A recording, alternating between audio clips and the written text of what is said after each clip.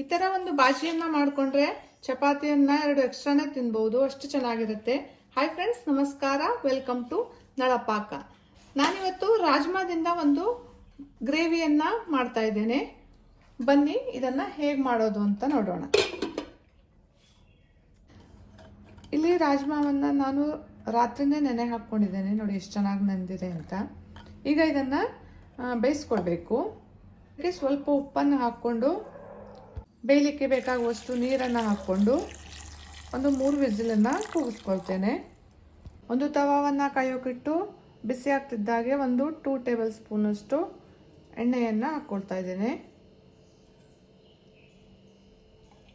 ಒಂದು ಅರ್ಧ ಟೀ ಸ್ಪೂನಷ್ಟು ಜೀರಿಗೆ, ಒಂದು 5-6 ಕರಿಬೇವಿನ ಎಲೆಗಳು, ಹಾಗೆ ಹೆಚ್ಚಿಟ್ಕೊಂಡಿರೋ ಒಂದು ಹಸಿಮೆಣಸಿನಕಾಯಿ, ಹಾಗೆ ಹೆಚ್ಚಿಟ್ಕೊಂಡಿರುವಂಥ ಈರುಳ್ಳಿ, ಇದನ್ನು ಸೇರಿಸ್ಕೊಂಡು ಫ್ರೈ ಮಾಡ್ಕೊಳ್ತೇನೆ.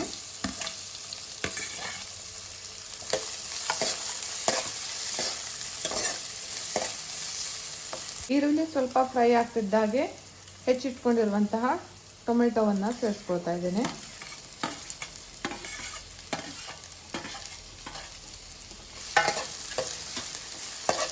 ಒಂದು ಅರ್ಧ ಟೀ ಸ್ಪೂನಷ್ಟು ಶುಂಠಿ ಬೆಳ್ಳುಳ್ಳಿ ಪೇಸ್ಟು.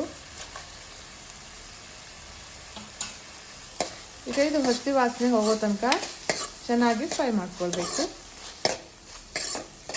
ಒಂದು ಆಲೂಗಡ್ಡೆಯನ್ನು ಹೆಚ್ಚಿಟ್ಕೊಂಡಿದ್ದೆ, ಅದನ್ನು ಸೇರಿಸ್ಕೊಳ್ತಾ ಇದ್ದೇನೆ.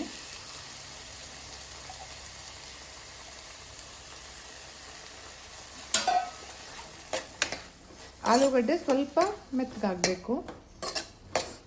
ಉಪ್ಪನ್ನು ಹಾಕೊಳ್ತಾ ಇದ್ದೇನೆ ಬೇಕಾಗುವಷ್ಟು. ಅರ್ಧ ಚಮಚ ಅರಿಶಿಣದ ಪುಡಿಯನ್ನು.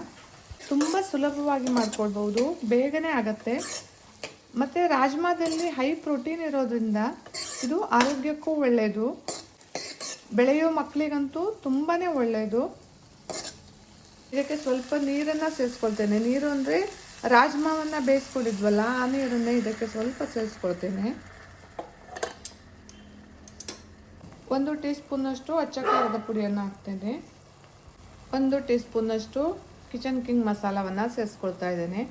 ನೀವು ನಿಮ್ಮ ಮನೆಯಲ್ಲಿರುವಂತಹ ಯಾವುದೇ ಮಸಾಲೆಯನ್ನು ಸೇರಿಸ್ಕೊಳ್ಬೋದು.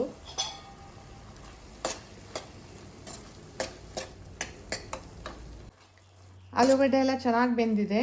ಈಗ ಬೇಯಿಸಿಟ್ಕೊಂಡಿರುವಂತಹ ರಾಜ್ಮಾವನ್ನು ಇದಕ್ಕೆ ಸೇರಿಸ್ಕೊಳ್ತಾ ಇದ್ದೇನೆ.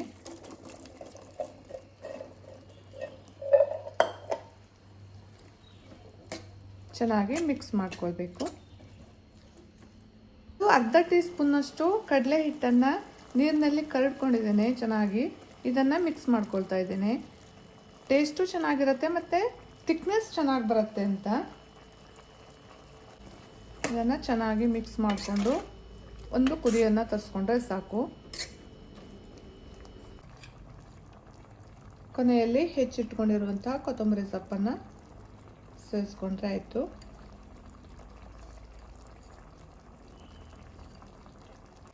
ನನ್ನ ಈ ವಿಡಿಯೋ ಇಷ್ಟ ಆದರೆ ಲೈಕ್ ಮಾಡಿ, ಶೇರ್ ಮಾಡಿ, ಕಮೆಂಟ್ ಮಾಡಿ ಹಾಗೂ ಸಬ್ಸ್ಕ್ರೈಬ್ ಮಾಡಿ. Thank you.